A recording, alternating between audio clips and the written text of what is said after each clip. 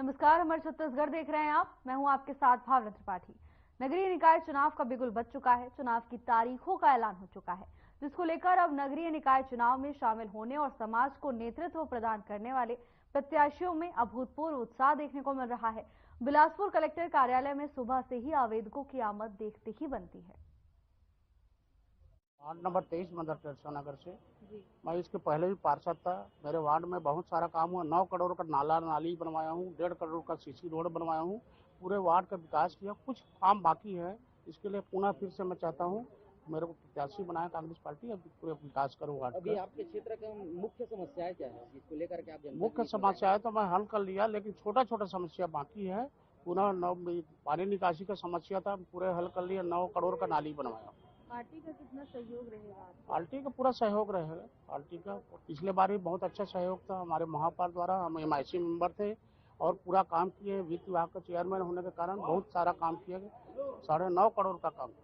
पुनः दावेदारी है और अगर पार्टी मुझे टिकट देती है तो ये मेरा विश्वास है कि जो कोरोना काल से लेकर आज तक हम लोग जनता के बीच रहे हैं और जनता ने पिछला अवसर दिया था सेवा करने का, उस सेवा के बदौलत मुझे लगता है फिर से चुनाव जीत के आएंगे और अपनी पार्टी को एक महत्वपूर्ण सीट देंगे, ऐसा मेरा विश्वास है।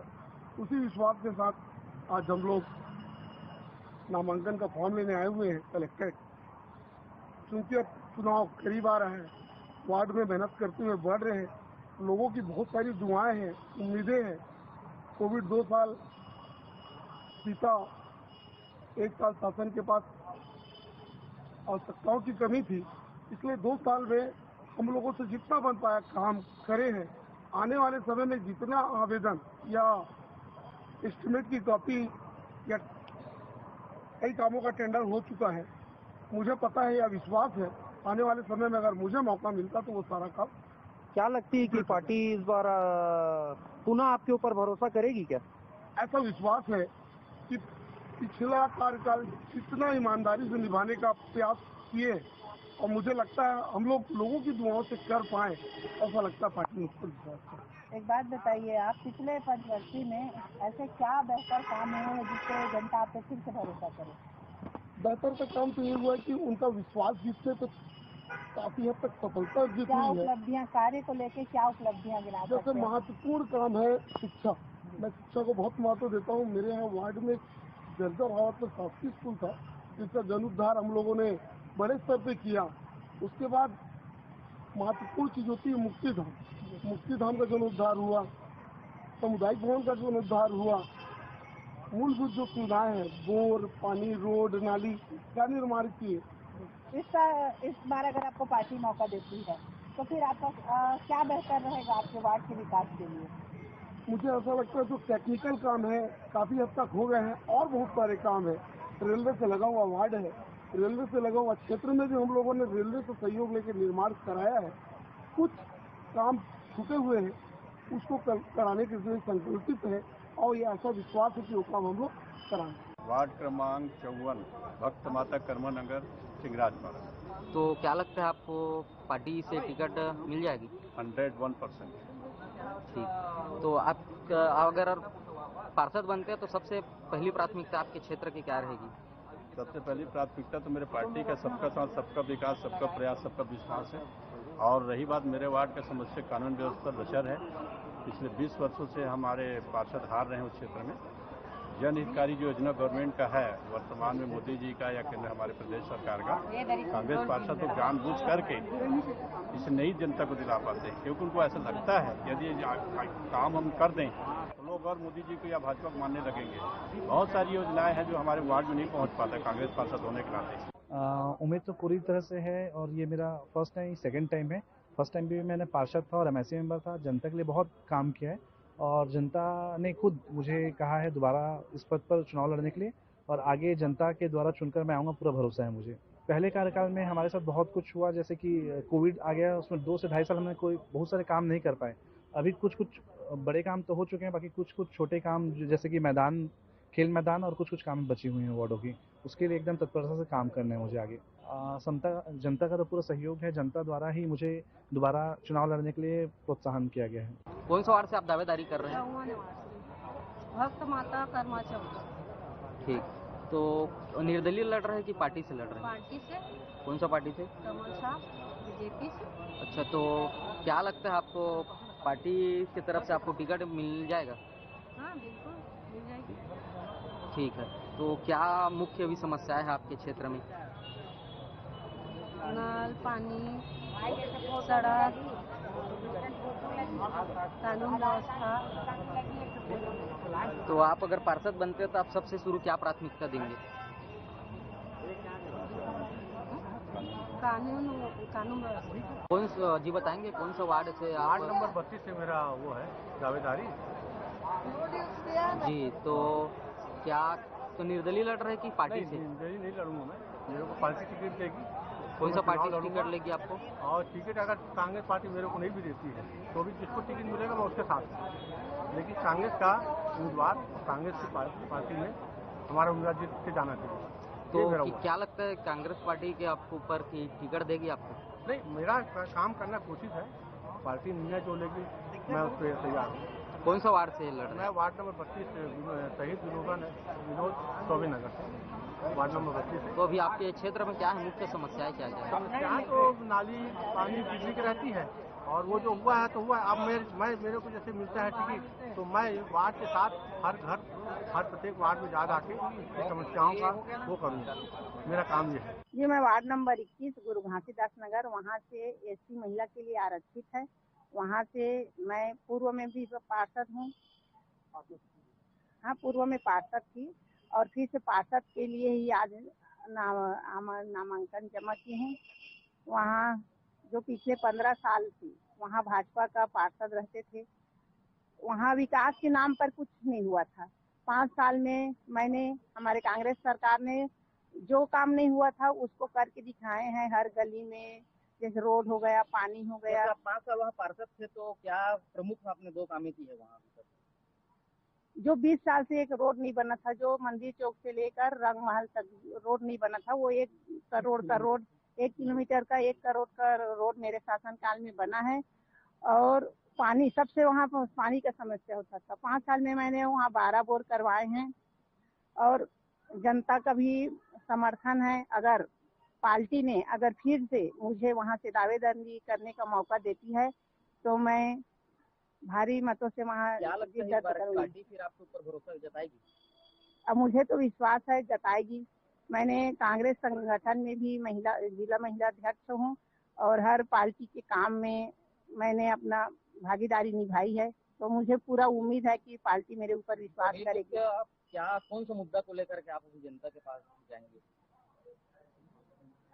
और अभी तक जैसे आप 5 साल से वहाँ पार्षद थे, तो उस 5 साल में ऐसा क्या आपसे विकास हो गया है जिसको अभी इस बार आप पार्षद के रूप में आएंगे तो फिर उस काम को करेंगे? अब जो रोड है, नाली है, वो काम है जो क्षेत्र में नहीं हुआ है। अब जरूरी, इतना बहुत बड़ा वार्ड है, 10-12 हजार की जनसंख्या है और 2 साल तो हमारे कोरोना में ही चल दिया। बाकी के जो 1 साल तो चुनाव में गया, 2 साल ही समय मिला, उसमें जो काम जहाँ जरूरत था वहाँ किए हैं। अगर जो छूट गया है उसको अगर इस बार फिर अगर मौका मिला तो वो काम हम करेंगे। क्या काम छूटा आपका? ऐसा तो कोई छूटा नहीं है, फिर भी रोड है। अभी इधर का रोड बना है तो उधर का कहीं छूट ही जाता है और रोड तो हमेशा 1 साल 2 साल में खराब होता ही रहता है। हाँ, पार्षद निधि मिलती।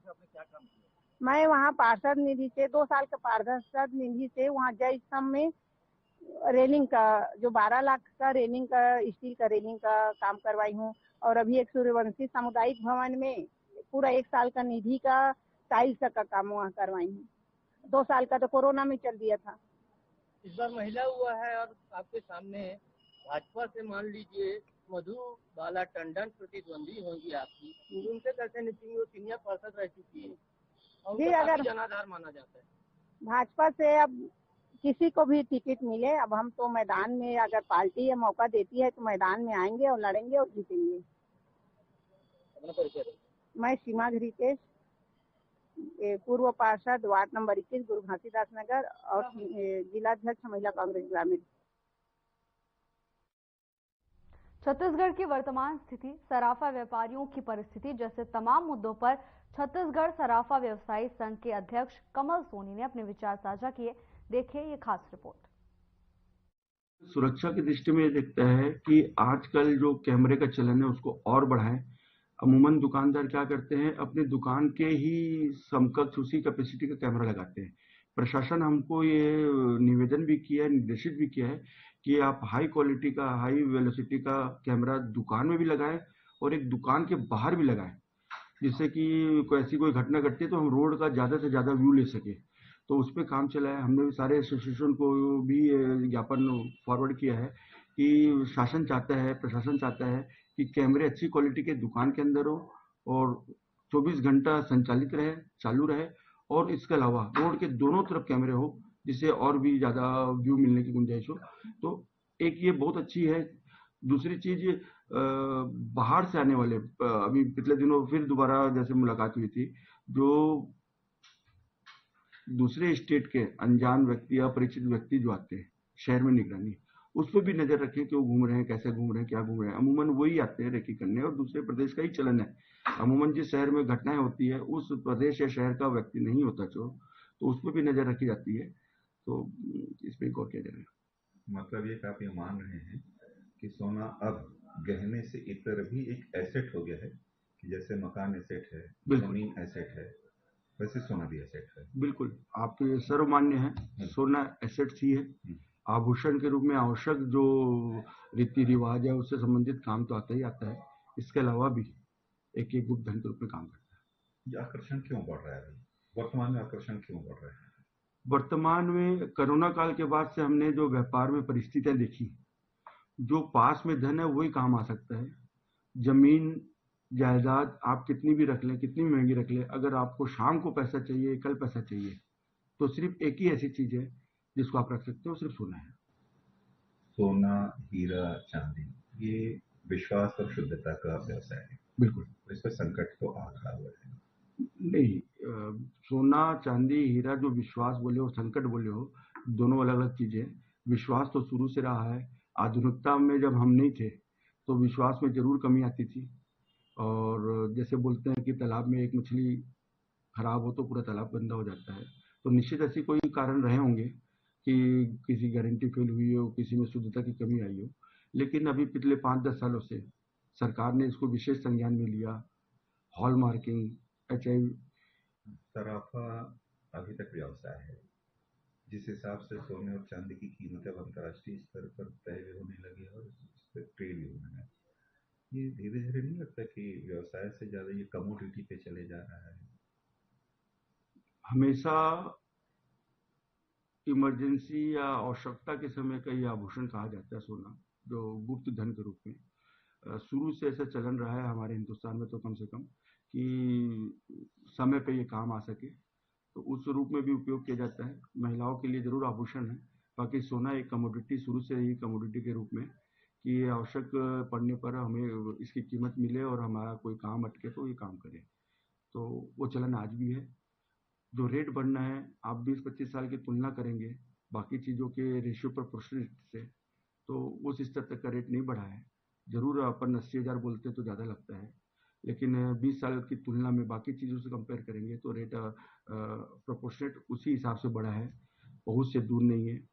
और रेट ज़्यादा भी है तो आकर्षण खत्म नहीं हो रहा है। आदमी इसको एक संचित वैल्यू या अपना धन मानता है इमरजेंसी के समय का, तो आज 80 है तो कल 90 भी होगा। तो ये जो कारण है वो एक अच्छा कारण है। राजनांदगांव है, दुर्ग है, भिलाई है, रायपुर है, कितना सहयोगी होगा छत्तीसगढ़ के विकास के लिए स्टेट कैपिटल भी है? संदर्भ सराफा के लिए बोल रहे हैं, बाकी औद्योगिक बोल रहे हैं। देखिए, आप व्यवसायी भी हैं, अन्य व्यवसाय से भी जुड़े हुए हैं, संगठन से भी जुड़े हुए हैं और विभिन्न सामाजिक मुद्दों से भी आप जुड़े हुए। तो छत्तीसगढ़ एक नए युग की ओर बढ़ रहे हैं। उसने एक स्टेट कैपिटल रीजन की अवधारणा अपनाई है NCR के उसमें तर्ज पर। क्या संभावना देखते हैं कि उद्योगों को फायदा होगा, कि व्यापार को फायदा होगा, कि वाणिज्य को फायदा होगा, कि समाज को होगा, या समग्र फायदा होगा? निश्चित आपका कहना है कि जो कैपिटल रीजन के रूप में जो घोषणा हुई है स्टेट कैपिटल रीजन के रूप में एनसीआर की तर्ज पे, तो ऐसी कोई पॉलिसी आती है या इंस्टीट्यूशन कोई बनते हैं तो निश्चित वो विशेष व्यवसाय को प्रोत्साहन देने के लिए है, तो निश्चित इसमें बहुत ज़्यादा बदलाव आएगा। जैसे कोई देश विकसित देश होता है, विकासशील होता है और अति विकसित होता है, उस तर्ज पे हम छत्तीसगढ़ को विकासशील के रूप में देखते आ रहे हैं। तो ये जो स्टेट कैपिटल रीजन है SCR, ये विकसित छत्तीसगढ़ की ओर लेके जाएगा व्यवसाय को और उद्योगों को। बिलासपुर शहर जो है स्मार्ट सिटी का प्रोजेक्ट है, क्या संभावना दिखती है? देखिए साहब, मैं अपने व्यक्तिगत विचारों की तुलनात्मक आपको सारांश दे सकता हूँ कि आज से 25-30 साल पहले जब हम कॉलेज में थे, रायपुर विकसित को हम 21 बोलते थे और बिलासपुर का जो विकास है उसको 19 बोलते थे। तो आज जो फर्क आया है वो 40 और 15 का फर्क आ गया। हम बिलासपुर पीछे हुए हैं और ठीक है, हमारा स्टेट है, हमारा शहर है, हमारा रायपुर भी हमारी कैपिटल है, लेकिन चूंकि जब बिलासपुर की बात होगी तो हम टक्कर रायपुर की बात करेंगे। तो रायपुर की तुलना में जो बिलासपुर का विकास होना था वो 0 के बराबर या बहुत कम विकास हुआ है रायपुर की तुलना में। समय समय से जो आवश्यक हुई है तो बिलासपुर का तो विकास हुआ है, लेकिन जो तुलनात्मक रायपुर का होना था वो नहीं हुआ है। तो उस दृष्टि से मैं समझूंगा कि अभी बहुत ज़्यादा गुंजाइश है बिलासपुर को आगे बढ़ने की, आगे चलने की, इंफ्रास्ट्रक्चर में और सुंदर और मजबूत दिखने की। तो बहुत अच्छी गुंजाइश है और आने वाली शासन की नीतियों से, प्रशासन की नीतियों से हम अपेक्षा करते हैं कि बिलासपुर को एक भव्य और सुंदर नगर, जैसे छत्तीसगढ़ में दूसरे नंबर का शहर था, वैसा फिर से बनाया जाए। सराफा का हम एक सराफा भवन, जहां हम प्रशिक्षण केंद्र नए कारीगरों को, जो छत्तीसगढ़ के जो आभूषण कलाकृति है जो पुरानी है उनको जीवंत रखने के लिए, बाहर से जो इम्पोर्ट इन द सेंस दूसरे स्टेट से जो छत्तीसगढ़ में माल आता है, एक रिस्क वहन होता है व्यापारी को, वहां से लाना फिर यहाँ बेचना, तो वैसी चीजें यहाँ बनना चालू हो जाए। यहाँ बनना चालू होगा तो 1%, 1.5% की लागत कम आएगी, व्यापार बढ़ेगा, रोजगार बढ़ेगा। इन सब विषयों में हमने एक कॉरिडोर, छत्तीसगढ़ में जैसे रायपुर बहुत विकसित मंडी हो गई है और छत्तीसगढ़ का जो साइज है, छत्तीसगढ़ की जो बड़ा स्टेट कहा जाता है, तो वैसी एक मंडी की और आवश्यकता है। वो मंडी नेचुरली रायपुर एक डेवलप हुआ समय पे, हमें इस समय आधुनिक समय में एक मंडी और डेवलप करना है जिससे छत्तीसगढ़ के दूरस्थ क्षेत्रों को रायपुर की दूरी खत्म हो जाए और वो चीजें आसानी से उपलब्ध हो और इम्पोर्ट वगैरह कम होंगे और यही बनने चालू हो जाएंगे। तो इस विषय में जो हम छत्तीसगढ़ भवन, जिसमें सामुदायिक भवन हो, सभी एसोसिएशन की जो छत्तीसगढ़ में फैली हुई है, एक सिंगल सेंटर में ऑफिस हो, छत्तीसगढ़ का सभागृह हो मीटिंग वगैरह करने के लिए, प्रशिक्षण केंद्र हो और जितनी भी आवश्यक चीजें जैसे शादी ब्याह इस संगठन के बीच के लोगों के लिए, कम पैसे वालों के लिए या छोटे वर्गों के लिए एक साधन संपन्न हम कोई चीज उपलब्ध करा सके कम पैसों में। दोनों स्मार्ट सिटी प्रोजेक्ट में दोनों को केंद्र सरकार भरपूर पैसा दे रही है, क्या कल्पना की हो बिलासपुर के लिए? सबसे पहले जो बिलासपुर में आवश्यक दिखता है, एक रायपुर की तर्ज पे रिंग रोड हो, चारों दिशाओं में गोल चक्कर सा हो, निश्चित दूरी नाप ली जाए बिलासपुर से मैक्सिमम दूरी क्या हो, शहर में घुसने के लिए कम से कम 20 से 25 रास्ते होने चाहिए। ये समस्या अगर सॉल्व होती है तो विकास के दरवाजे अपने आप खुलते जाएंगे। जो बिलासपुर के बाजार हैं बहुत ही छोटे केंद्रित हैं, ठीक, लेकिन जो ट्रैफिक की साइज बढ़ रही है, आपको लगता है कि बाजारों का विस्तारीकरण होना चाहिए और आउटर बिलासपुर बनना चाहिए? बिल्कुल निश्चित, जैसे जैसे शहर बढ़ेगा तो बिलासपुर में बाजार की भी आवश्यकता पड़ेगी। अभी ट्रैफिक के संदर्भ में बोलूँगा कि कॉन्शियस या अवेयरनेस की कमी है हमारे बिलासपुर वासियों को, जिसमें सुधार अभी जैसे 4-5 साल से चौक चौराहे में बत्ती लगी है तो कुछ अवेयरनेस आई है, आगे और ऐसी अवेयरनेस आएगी। और बाजार का विस्तार तो निश्चय जरूरी है। जैसे शहर का एक भाग उसलापुर तरफ बस गया है तो वहाँ के लिए एक बाजार हो, उनको आज भी सदर बाजार या जूना बिलासपुर या दयालबंद में कोई पर्टिकुलर चीज के लिए आना पड़ता हो, तो वैसी संभावना चारों दिशा में है बिलासपुर के।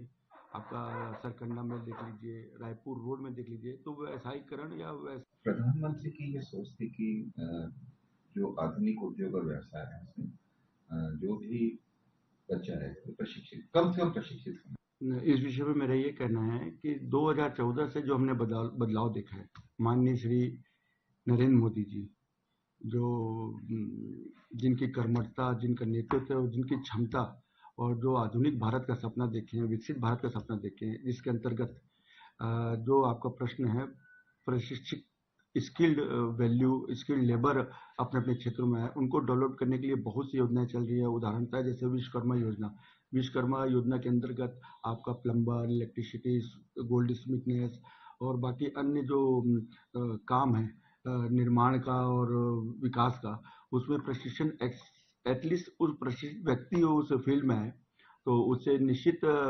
लागत और विकास की दर दोनों, लागत कम होगी और विकास की दर बढ़ेगी। और ये बहुत ज़्यादा संभावना है। बस ये है कि गवर्नमेंट की पॉलिसी को इम्प्लीमेंट जोर शोर से, जैसा प्रधानमंत्री जी सपना देखा है उसी स्तर पे अगर नीचे कार्यान्वित करने के लिए अगर नेतृत्व आता है तो इसमें बहुत ज़्यादा संभावना पैदा होती है। ये जो लूटपाट होती है, मैं पहले भी बताया, लूटपाट होने के लिए आसानी से माना जाता है। जब से पिछली सरकार आई है घटनाएं तो हुई है बराबर पिछले सालों की तुलना में, लेकिन जो रेशियो है आप पता कर लेंगे, जो उनको अपराधियों को तुरंत पकड़ने का या उनको सजा दिलाने का, वो क्रमशः बहुत ज़्यादा तेजी से बढ़ा है। और ऐसी घटनाएं जब पकड़ में आती है तो संभावित जो आगे घटनाएं होने वाली थी उस पर अंकुश लगता है, तो कहीं ना कहीं सफल है। प्रदेश में जो हमारे एसोसिएशन है वो पुलिस के किस लेवल के अधिकारी के साथ बैठकर तो पूरे प्रदेश के विषय में कोई रिव्यू किया, कोई बात भी है, कुछ है?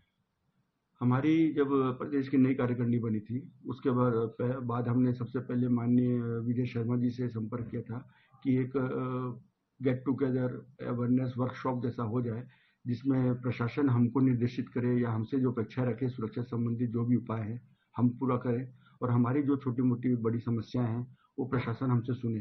तो बीच में एक तालमेल बनेगा जिसके कारण जिससे कि एक बहुत अच्छा निष्कर्ष और एक अच्छी संभावना देखी जाएगी अच्छे माहौल की। तो एक निवेदन किए, फिर डीजीपी साहब से मिले और हमने जो जितने भी सराफा एसोसिएशन के पदाधिकारी की नियुक्ति की, हर जिले से एक जिला अध्यक्ष नियुक्त किया और लगभग सभी जिलों में एसोसिएशन है, सबके जो प्रमुख है उनसे बोला कि अपने अपने जिला कप्तान साहब सुरक्षित है, संरक्षण मिला उनको। अगर आपको कहीं से भी अशुद्धता या गारंटी से कम है तो तुरंत क्लेमेबल होता है। तो मेरा निवेदन है कि हॉल मार्किंग जो लगभग पूर्णतः सोने में तो पूरे देश में छा गई है, बहुत जल्दी चांदी में भी हॉल मार्किंग आ रही है जिसमें चांदी में शुद्धता का रेशियो में जो वेरिएशन रहता है वो भी कंट्रोल होगा। तो ये जो व्यापार है बहुत शुद्ध स्टैंडर्ड मार्जिन और गारंटी के साथ प्रतिकूल हो रहा है और बढ़ रहा है। सरकार के साथ समाज कैसा है सराफा का? सराफा सभी व्यवसाय में सबसे बड़ा व्यापार बोला जाता है और चूंकि सरकारें व्यापार अच्छा रहेगा प्रदेश में तो विकास की गति और होगी, तो सबसे उच्च स्थान सराफा को दिया जाता है। हमारी जो भी बात रहती है, जो हमारी समस्या रहती है, सरकार बिल्कुल सुनती है और संज्ञान लेती है, नैतिकतावश या जो भी आवश्यक वश है वो पक्ष में नहीं देती है। क्या चाहते हैं सरकार से? हम अभी छत्तीसगढ़ में जो नया एक माहौल बना है छत्तीसगढ़ सराफा एसोसिएशन का, सरकार से हमने निवेदन भी किया है कि कोई भी संगठन जब मजबूत होता है, संगठन का काम होता है अपने संगठन से जुड़े हुए नीचे से नीचे तबके को भी उतनी सहायता प्रदान करना। धनाढ्य वर्ग तो अपने काम, अपना जो भी काम है वो निकाल लेते हैं किन प्रकार, उनके पास साधन संपन्न होते हैं। प्रदेश में दो बहुत बड़ी घटनाएं हुई जो सराफा से संबंधित थी। एक तो हृदय विदारक के जिसमें हत्याकांड हो गई और चोरी और लूट भी जो है वो निशाने पे है सराफा। क्यों ऐसा माहौल बन रहा है? जो सोने की कीमतें बढ़ रही है, निश्चित सबसे सरल साधन चोरी होती है और सोने के रूप में जो चोरी होती है उससे चोरों को, अपराधियों को लाभ बहुत कम समय पे या छोटी घटनाओं। तो चोरी और जो लूट है वो संबंधित आकर्षण सोने पे रहता है। इस कारण सराफा व्यवसायी अपने आप को असहाय महसूस करते हैं, असुरक्षित महसूस करते हैं, बशर्ते इतनी सुरक्षा के बावजूद भी। और जो कोरबा की घटना हुई है, कोरबा की घटना में उनका निजी ड्राइवर और ड्राइवर का भाई लूटपाट के हिसाब से घर में घुसे थे और रेकी की गई थी कि घर में पुराने समय में सुनसान रहता है, आसानी से चोरी हो जाएगी। एक दुर्भाग्यवश उस समय गोपाल जी जो स्वर्गीय हो चुके हैं वो जगे हुए थे या टहल रहे थे, तो वो सामने आ गए चोरी से पहले तो उन पे वार भी हुआ और वार दर्दनाक हुआ, मृत्यु हुई, हत्या हुई।